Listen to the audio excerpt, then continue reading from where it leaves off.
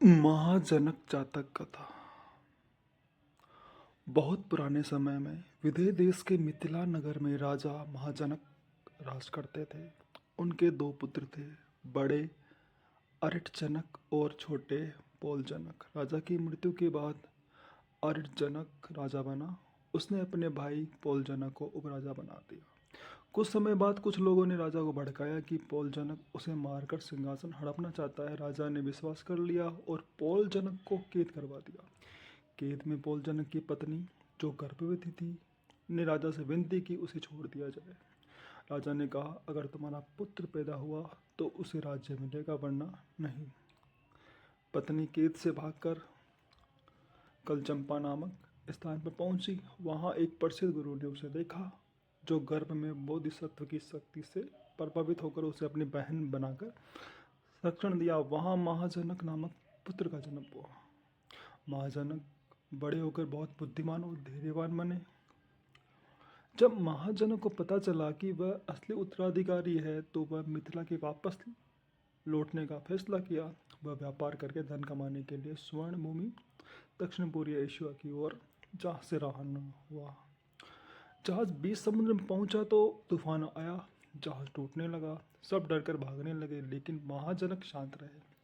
उन्होंने कहा, जो होना है सो होगा। उन्होंने पहले से ही पेट भरकर भोजन कर लिया था, ताकि ताकत बनी रहे।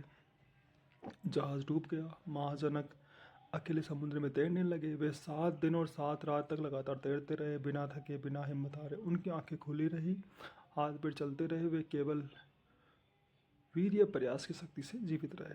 यह देखकर समुद्र देवी मणि मेखला प्रभावित हुई। उन्होंने महाजनक को अपनी गोदी में उठाकर सुरक्षित किनारे पर पहुंचा दिया। कुछ संरक्षणों में देवी ने उन्हें सोते हुए उठाया और ले गई।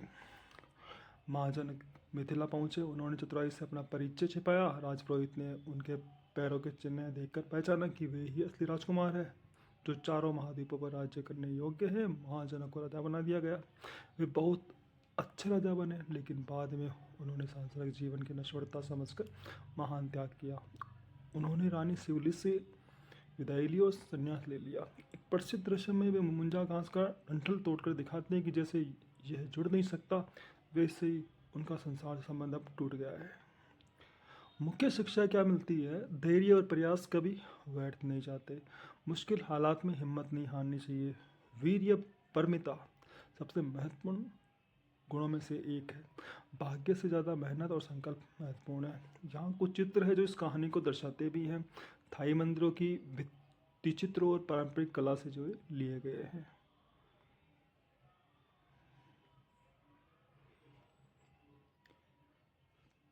यह कथा प्रेरणा देती है कि जीवन में कितनी मुश्किल आ जाए, लगातार प्रयास से सफलता मिल सकती है।